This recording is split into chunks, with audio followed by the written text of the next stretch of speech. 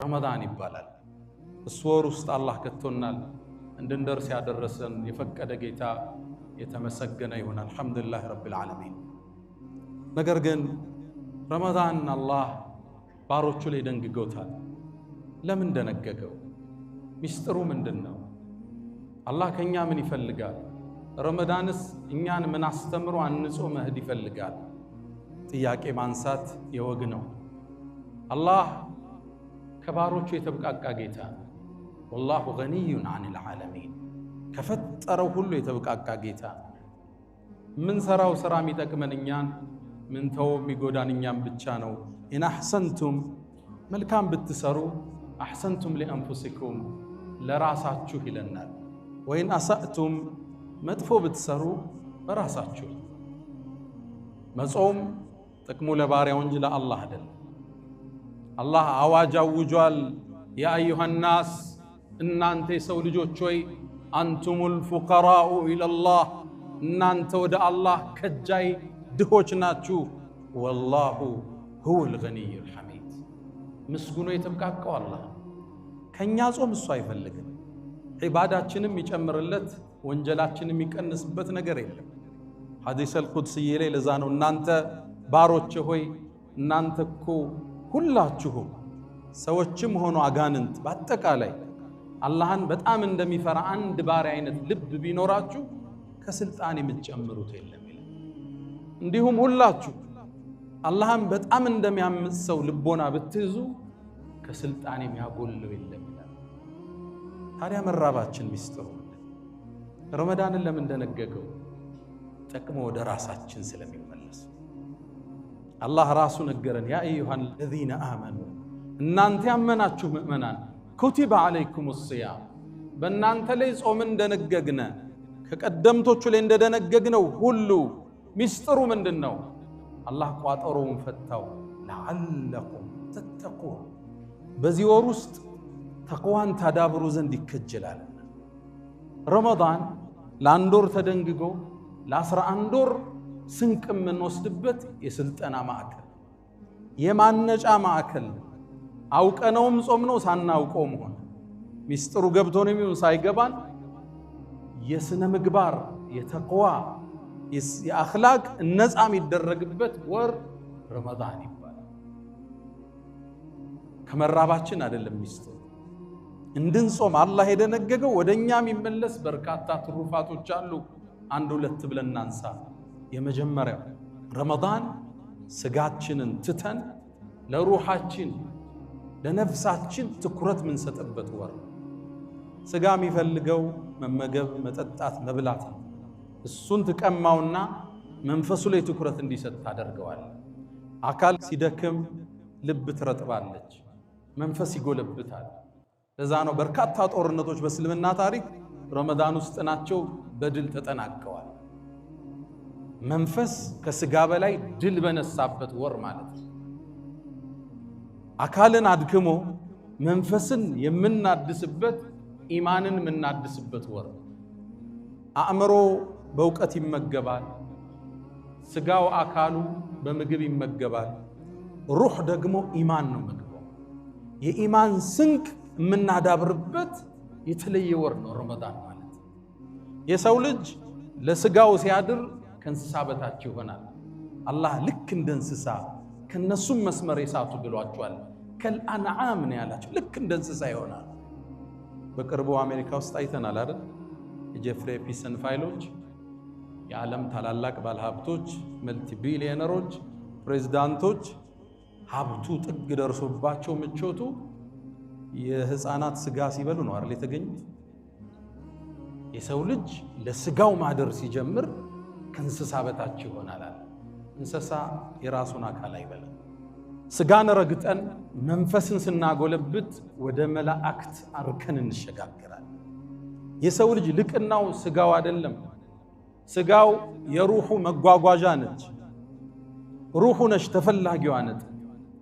ለዛ ነው አላህ አደምን ፈጥሮት ለረጅም ጊዜ አቁሞት ነበር። ሒኑ ሚነ ደህር ለም የኩን ሸይአን መዝኩራ አደምን መላእክት እያዩት አቁሞት ነበር ከላይኛው ዓለም እንደፈጠረው።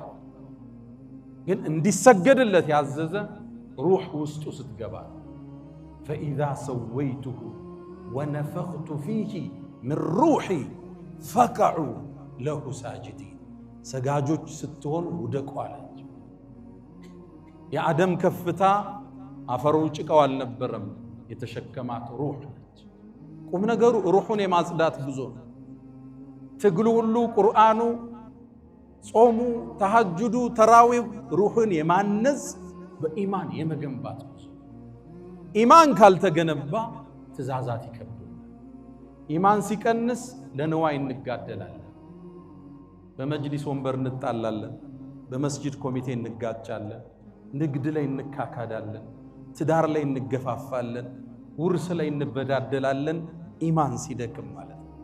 የኢማን ግንባታ ካለ ከስጋ በላይ እንገዝፋለን፣ ከንዋይ በላይ እንበራለን። ረመዳን እሱን ሊሰራን ይመጣ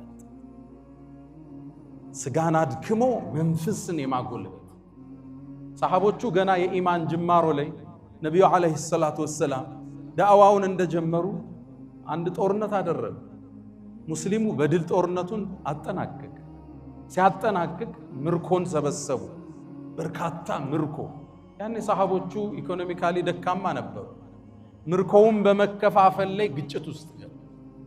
ገና የመጀመሪያ የኢማን ተርቢያ ላይ ነበሩ። ኩትኮት አነጻ ላይ ተጋጩ። እንዲህ ነው የሚገባን፣ እንዲህ ነው የሚገባን። ሰሃባ ትውልድ አላህ ቁርአን አወረደና ሱረቱል አንፋል ይለዋል። የምርኮው ምዕራፍ ማለት ነው። ስለ ምርኮ አከፋፈል አይደለም አላህ ያወራው። መጀመሪያ ሰሃቦችን ወደ ኢማን መለሳቸው። የስአሉነከ ዐኒል አንፋል፣ ስለ ምርኮ መከፋፈል ይጠይቁሃል። ቁሊል አንፋሉ ሊላሂ ወረሱል፣ ለአላህና ለመልእክተኛው ነው በላቸው። ፈተቁላህ፣ አላህን ፍሩ እንጂ። ወአስሊሑ ዛተ በይኒኩም፣ መሃላችሁ ያለን ወንድምነት አስተካክሉ እንጂ አላቸው። ኢንኩንቱም ሙእሚኒን፣ ምእመናን ከሆናችሁ በአላህ በመጪው ቀን በመልእክተኛው ካመናችሁ መሃላችሁ ያለን ግንኙነት አስተካክሉ። ከዛ አላህ ስለ ምርኮ አላወራ። 5 ገጽ ሱረቱል አንፋል ግለጹ አከታትሎ ሄደ። ስለ ተቅዋ፣ ስለ ኢማን፣ ስለ ዋለላቸው ውለታ ሲጠቅስ ቆይቶ 5ኛውን ገጽ ስትገልጹት ስለ ምርኮ ክፍፍል ያኔ ይጀምራል። ለአላህ እንደ 5ኛውን እያለ ክፍፍሉን አላህ ይመጣል። ዑለማዎቹ ምን ይላሉ? አላህ ቀድሞ ስለ ክፍፍሉ ቢናገር ተግባራዊ ላይ ሆን ይችል ነበር። ኢማን አልጠነከረም። ኢማንን አላህ ገነባና ትእዛዝ ሲያወርድ ትእዛዝን መቀበል የሚችል ጫንቃ ገንብተው ነበር፣ ትከሻ ዳብረው ነበር። ረመዳን ዓላማው ኢማንን ማጠንከር ነው። ስጋን አድክሞ ኢማንን ማጠንከር፣ ያኔ ትእዛዛትን መሸከም የሚችል ጉልበት ይኖራል። ኸምር ታውቃላችሁ፣ መጠጥ እኮ ባንዴ ያልተከለከለ በሂደት ነው የተከለከለው። የሰሃባን ኢማን አንጾ አንጾ አንጾ ነው መጨረሻ ላይ ኸምር ማለት ቁማር ማለት ርጅሱ ሚን አመል ሸይጣን ሲላቸው አውጥተው የደፉት። መጀመሪያ አልተቀበሉ። ያ ማህበረሰብ መጠጥ ሲጠጣን ያደገው የሰሃባው ትውልድ ኸምር አስካሪ መጠጥ ነው የሚጠጣው። እስልምናን ሲቀበሉ አላህ መጠጥን ተዋላላቸው። ስለ መጠጥ ይጠይቁሃል፣ እንዲበላቸው ትእዛዝ ይወርዳል። አልከለከላቸው። ኢማናቸው ክልከላውን የሚቀበልበት ደረጃ ላይ አልደረሰም። ያን ከዛ ደግሞ አስከተለ አላህ ያ አዩሃ الذين آمنوا፣ እናንተ ምእመናን ሆይ እባካችሁን ወደ ሶላት ስትገቡ ጠጣችሁ አትስገዱ አላቸው። ይሰክራሉ፣ ሰክራችሁ እንዳትቀርቡ አላቸው። ላ ተቅረቡ الصلاة وأنتم سكارى አላቸው። እንዲህ አባብሎ ነው እኮ አላህ ያነጻቸው። ኢማናቸው ተገንብቶ ሲያልቅ ትእዛዝ አወረደ። إنما الخمر والميسر والأنصاب رجس من عمل الشيطان فاجتنبوه راقوت አላቸው። የመዲና ጎዳናዎች ይላሉ መጠጥ አውጥቶ በሚደፋው ሰው ጎርፍ ነው። አንዳንዶቹ ይላሉ ኸምር እየጠጡ ተሰብስበው ያወሩ ቁርአን እኮ እየወረደ ነው። ልክ አንቀጽ ወርዷል ሲባል አተውም እንደ ይላል አንቀጹ ሲያልቅ እንተሃይና ጌታችን ትተናል ብለው አስቀምጡ። ኢማን ተገንብቶ ሲያልቅ ትእዛዝን መሸከም ይችላል። ለንዋይ አያድርም። ስልጣን አያጓጓው፣ የሰው ሀብት አያጓጓው፣ ብር ይዞ አይጠፋ፣ በድሎ አይሸሽም። ረመዳን የተደነገገበት የመጀመሪያው ዓላማ የኢማን ግንባታ መስጠት። ሁለተኛውን ንጥቀስ፣ ሙራቀባ አላህ ያየኛል የሚለውን ስሜት ውስጣችን ማስረጽ። የሰው ልጅ በካሜራ ብዛት በደህንነትና በጸጥታ ኃይል ብዛት የምትቆጣጠረው ፍጡር አይደል።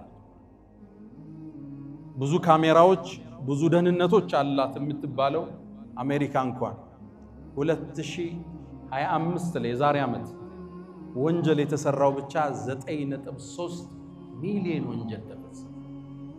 ያ ሁሉ ካሜራ፣ ያ ሁሉ ደህንነት፣ ያ ሁሉ ፖሊስ እያለ ከነዚህ ውስጥ አብዛኛውን ዘረፋና ቡቸራ። የሰው ልጅ ራሱ ውስጥ ካሜራ ካልገጠመ በምንም ልታቆማቸው። አላህ ያየኛል ሲል ያኔ ሰው አይበድም፣ ፎርጅድ ዕቃ አይሸጥም፣ ቀይሮ አያቀርብም፣ አይምልም። አላህ ያየዋል፣ አይበድልም። ረመዳን ይህን ኩትኮታ ሊሰጥ ነው የመጣው።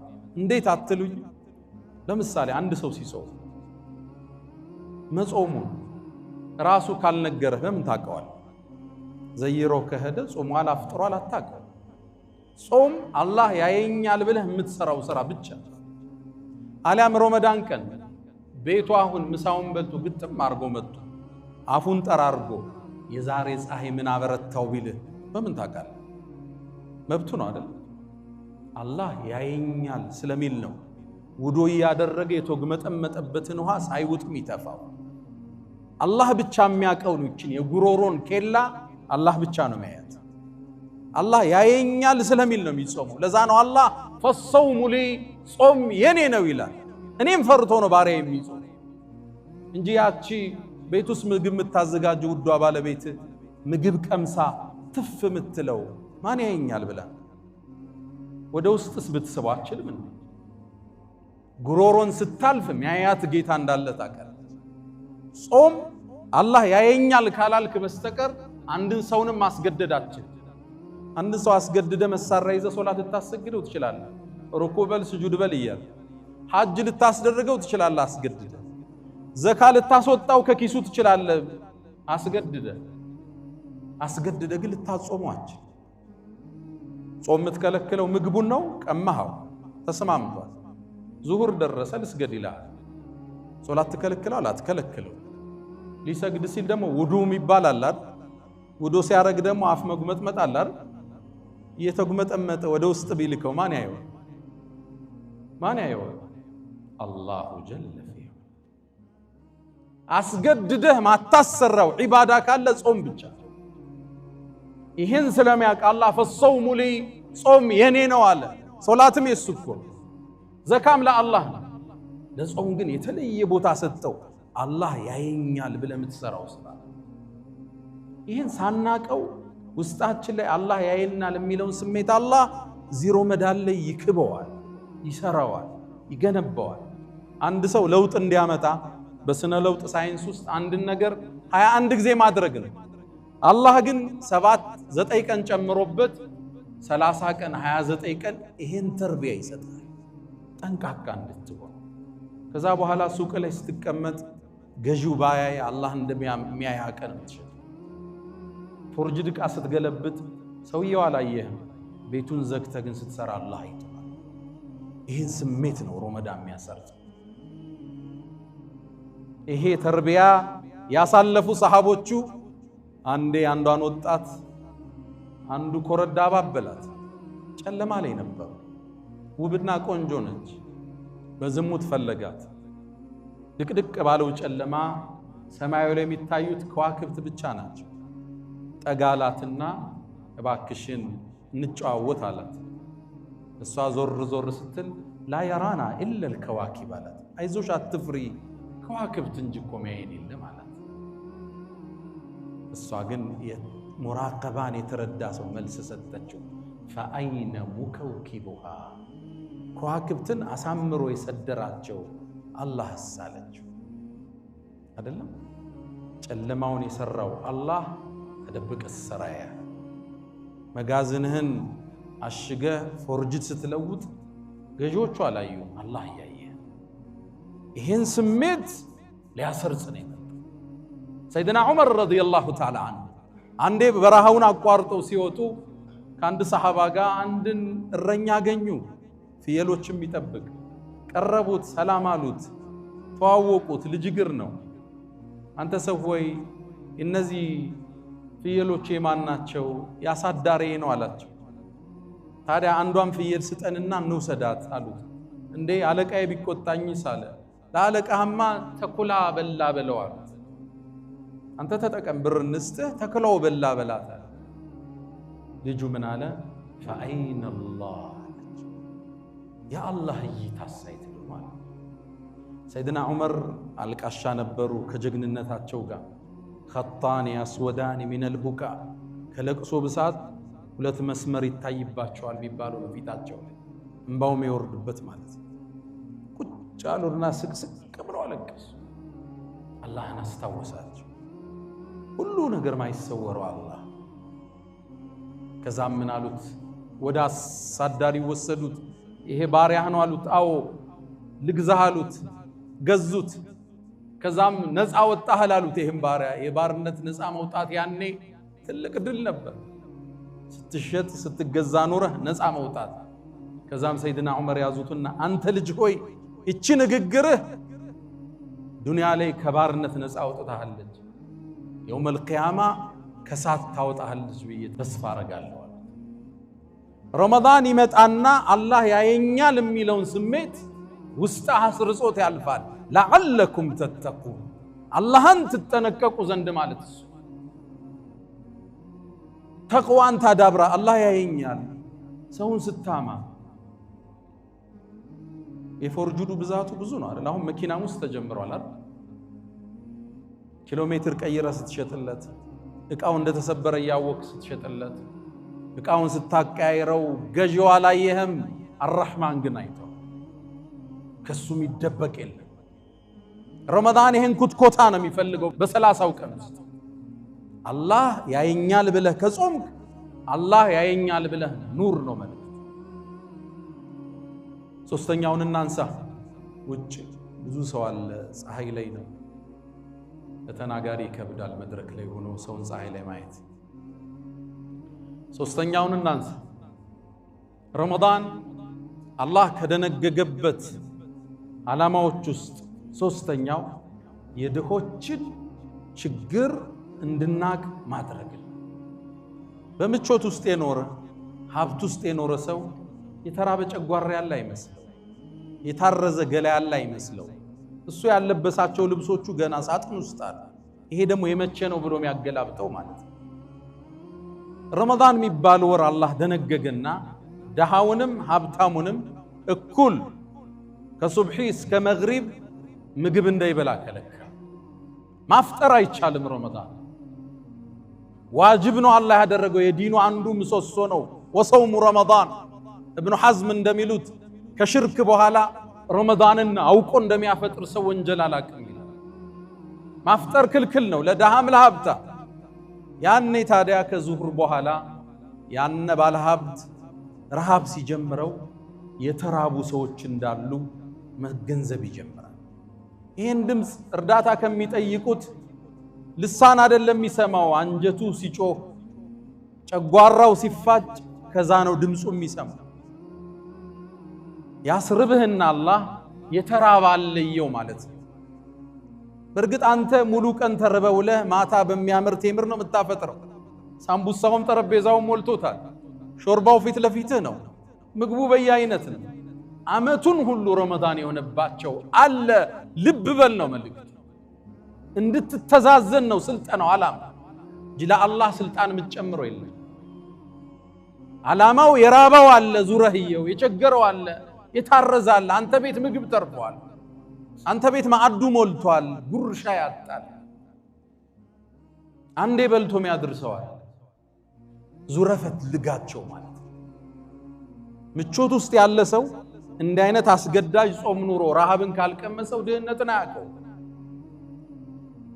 በቅርቡ አንድ ኢንተርቪው ስከታተል ከዓመታት በፊት አንድ ታዋቂ መልቲ ቢሊዮነር አንድን ቃል ይላል። አፍሪካ ውስጥ ለአንድ ትልቅ ስራ ሄድኩ ይላል። ሆቴሉ ነው የሚያርፈው፣ በሊሞዚን ነው የሚንቀሳቀስ። ሆቴሌ ላይ የሚያስተናግደኝ አንድ ጥቁር ወጣት አለ። በጣም ወደድኩት ይላል። ከዛም አንድ ቀን በድፍረት ተጠጋኝና ቲፕስ ሰጠው። ልጋብዝህ አለኝ። እኔም ምን ትጋብዘኛለህ? ጋብዘኝ ይሻላል፣ ግን ምጋብዝህ ቤቴ ነው አለኝ። አንተ ቤት ደስ ይበለው ብዬ ይሻል። በሊሞዚኑ ተንቀሳቀስ። በጣም ወደ ሚያስፈራ መንደር ውስጥ ገባው። እንደምንም ቤቱ ደረስኳል። ቤቱን ከፍቶ ሲያስገባኝ በህይወቴ ለመጀመሪያ ጊዜ ድህነትን አየሁታል። ሰው እዚህ ቦታ ይኖራል? አልጋው፣ ወንበሩ፣ ብርድ ልብሱ፣ ድህነትን ራሱን አየሁታል። ምቾት ውስጥ ያለ ሰው የድሆቹ ችግር አይገባው። ረመዳን የሚባል አላህ አዋቂው ጥበበኛው ጌታ ያጾምህና ረሃብን ቴስት ታረገዋል። ረሃብን ትቀምሰዋል። ወገብህን ይዘህ ስትጠማዘዝ ትንሽ ልተኛ ስትል እንዲህ ራበው ሰው አለ ማለት። ረመዳን ዓላማው ጥልቅ ነው። ለዓለኩም ተተቁን አላህን ትፈሩ ዘንድ ይከጀላልና ጠንቃቆች እንድትሆኑ፣ ለድሆቹ እንድታዝኑ፣ አካፍለህ እንድታድር ይዘኸው አትጓዝ። ከገንዘብህ ፐርሰንቴጅ እንዲኖር አይደለም ዘካን ልታስቀር። ከምታተርፈው ትርፍ 100 ሚሊዮን አተረፍ 10 የድሆች ነው እንድትል ነው ዓላማ እንጂ ዘካዋ ስትደርስ 2.5 ለማውጣት ሂሳብ ስትሰራ እንድትውላል። የራበው አለ፣ አንተ ተመሽቷል። አንተ መኪና እየቀያየርክ ነው፣ ቤትህም ያምራል። አላህ ይባርክልህ። እሱ ስራ ስፋ ይመችህ፣ ግን ደግሞ ምስኪኖችንም አትርሳ። የረመዳን አንዱ ዓላማ እሱ። አላ ወፈዐሉ الخيرات واستغفروا ربكم فطوبى للمستغفرين. الحمد لله على إحسانه والشكر له على تفضله وامتنانه ولا إله إلا الله تعظيما لشانه وصلى الله وسلم وبارك على رسوله وإخوانه أما بعد. ውድ ምእመናን ምናልባት አራተኛውን አስተምሮ ጠቅሰን ፕሮግራማችን እናሳጥረው። እንደምታውቁት ከቀናት በፊት ረመዳን መጣል። ረመዳንንም አላህ ወፍቆን ገባን።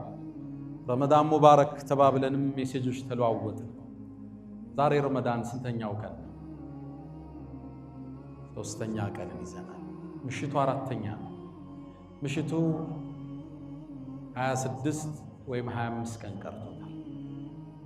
ቀናቶቹ እየተጓዙ አላህም በእርግጥ እውነት ተናገረ። አያምን ማዕዱዳት፣ የተቆጠረ ቀን ሰጥቻችኋለሁ፣ ተጠቀሙበት፣ ራሳችሁን እነጹበት፣ ምህረቴን አገኙበት ብሎን ነው። እነዚህ የሄዱ ቀናቶች የዱንያን አላቂነት ተጓዥነት አስተምሮን ያልፋል። የረመዳን አንዱ ዓላማ እሱ። ዱንያ ለካ ጠፊ ነች። ረመዳን እንዲገብቶ እንዲካለቀ እድሜያችንም ለካ እንዲያልቃል ሚለውን አስተምህሮት እኛ ውስጥ መስረጽ አላህ ይፈልጋል።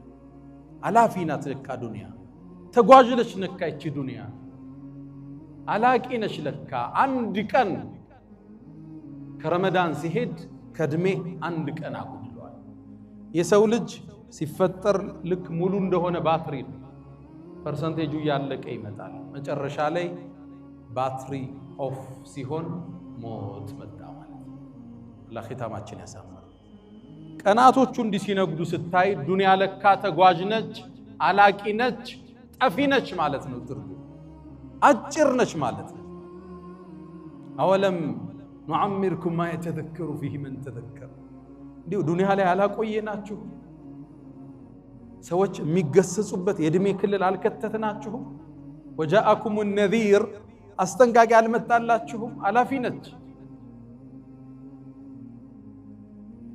ይሄን ያወቁት ነቢዩና መሐመድ ሰለላሁ ዐለይሂ ወሰለም አብዱላህ ብን ዑመር ረዲየላሁ ተዓላ አንሁማን ቡኻሪ ላይ እንደተዘገበው ትከሻዬን ያዙኝና አንተ እብን ዑመር አሉት፣ ኩን ፊ ዱንያ ከአነከ ገሪብ፣ ዱንያ ላይ ስትኖር ልክ እንደ እንግዳ አው ዓቢሩ ሰቢል፣ ወይም እንደ ተጓዥ መንገደኛ። ብዙ እርግጥ አታርጋት፣ ስራ ድከም። ዘካን ግዴታ ያደረገ ሃይማኖት ነው ያለ። ይህም መስጂድ የሰሩልን ወንድሞች እኮ ስለሰሩ አላህ ይቀበላቸው። ስራ ድከም። እስልምና የሐጅ ዲን ነው፣ የዘካ ዲን ነው፣ መስጂድ የምትሰራበት ነው፣ ድሃ የምትረዳበት ነው። ልፋ። በሚሊየንም እንዳትቆም፣ በቢሊየንም እንዳትቆም፣ በቢሊየን ዶላር እንጂ። ግን ደግሞ አኺራን አትርሳ። ዱንያ አላቂ እንደሆነች ሁሌ ይሰማ። ጥላት እንደምትሄድም አስተውል ሁሌ። የረመዳን ቀናቶች መናድ የዱንያ ቀናቶችም መናድ መስታወቶች ናቸው። ይሄን ነው ረመዳን መጥቶ የሚያስተምር። ወር ገብቶ ወር ከወጣ አንተም ገብተህ ከዱንያ ትወጣለህ። መልእክቱስ እያንዳንዱ ቀን ከእድሜህ እያጎደለ ይሄዳል። ሐሰኑል በስሪ አንተ የአደም ልጅ ሆይ አንተ እኮ የቀናት ጥርቅም ነህ። አንድ ቀን ሲሄድ ከእድሜህ ከአካልህ አንድ ፓርቱ እየጎደለ። በተለይ ደግሞ ሰው 40 ዓመት 60 ዓመት ከደረሰ በኋላ ልብ ካላለ ምን ትርጉም አለ? ሰው 40 ዓመት ካለፋችሁ በኋላ ታውቁታላችሁ፣ እንቅልፉ እንደ ድሮ አይደለም። ምኝታችሁ ማይስማማችሁ ነገር አለ። ምግብን መምረጥ ትጀምራላችሁ። ጓጉቶ ከመብላት መምረጥና መተውን እያስቀደምክ ትመጣለህ። ጥርስህም ደግሞ ያረጅና ቀይረኝ ይልሃል፣ ትመላለሳለህ። በሽታ አልፎ አልፎ ይጎበኛል። የለቀከው ነው ማለት ነችናል። እቃዎች ኤክስፓየርድ እያደረጉ ጉዞ ወደሆነ ዓለም ነው ማለት ነው። ተዘጋጅ ማለት ነው። አወለም ኑዓምርኩም ማ የተዘከሩ ፊህ መን ተዘከር። አንድ ሰው የሚገሰጽበትን እድሜ አላደረስናችሁ? ይሄ እድሜ ስንት ነው? 40 ዓመት ነው ያሉ ሙፈሲሮች አሉ፣ 60 ዓመት ነው ያሉ። ሰው ከ40 ከ50 በኋላ ልብ ካላለ ምን ዋጋ አለ? ይሰራል፣ ይደክማል፣ ግን ደግሞ አኺራውን አይረሳም። ረመዳን በፍጥነት መጠናቀቅ የእድሜህን የፍጥነት መጠናቀቅ ማሳያ መስታወት። ሙእሚን ሲኖር አኺራውን አይረሳም፣ ዱንያውንም አጥብቆ ይይዛል። የረመዳን አስተምህሮት ሰፊና ጥልቅ ነው። ማህተሙና ማዕረጉ ግን ለዓለኩም ተተቁን፣ አላህን ትፈሩ ዘንድ ይከጀላል። ኢማናችሁ ልታበረቱ፣ አላህ ያየኛል የሚለውን ስሜት ውስጣችሁ ልታዳብሩ፣ የተራበ እንዳላቀ ልታካፍል፣ ዱንያ አላፊና ጠፊ መሆኗን አውቀ ወአሕሲን ከማ አሕሰነ አላሁ ኢለይክ ለሌላው ልታካፍል፣ መልካምን ልትሰራ ይከጀላልና። ያ መን ቱሒቡነ ነቢየ ሙሐመዳ ሰሉ ዐለይሂ ወሰሊሙ ጡለል መዳ ፈሰላቱኩም ወሰላሙኩም ኑረን ለኩም ቢአምሲኩም ወቢየውሚኩም ወለኩም ገዳ ኢነላሃ ወመላኢከተሁ ዩሰሉነ ዐለን ነቢይ ያ አዩሀ ለዚነ አመኑ ሰሉ ዐለይሂ ወሰሊሙ ተስሊማ አላሁመ ሰሊ ዐላ ሙሐመድ ወዐላ አሊ ሙሐመድ ከማ ሰለይተ ዐላ ኢብራሂም ወዐላ አሊ ኢብራሂም ወባሪክ አላሁመ ዐላ ሙሐመድ وعلى آل محمد كما باركت على إبراهيم وعلى آل إبراهيم في العالمين إنك حميد مجيد. اللهم أعز الإسلام والمسلمين وأذل الشرك والمشركين ودمر اللهم أعداءك أعداء الدين. اللهم تقبل منا صيامنا وقيامنا وتلاوتنا يا أرحم الراحمين. اللهم لا تدع لنا في مقامنا هذا ذنبا إلا غفرته، ولا هما إلا فرجته، ولا دينا إلا قضيته، ولا رزقا إلا وسعته، ولا غائبا إلا رددته، ولا مديونا إلا قضيته برحمتك يا أرحم الراحمين. اللهم ربنا آتنا في الدنيا حسنة وفي الآخرة حسنة وقنا عذاب النار. وسلام على المرسلين والحمد لله رب العالمين. ألا فأقم الصلاة.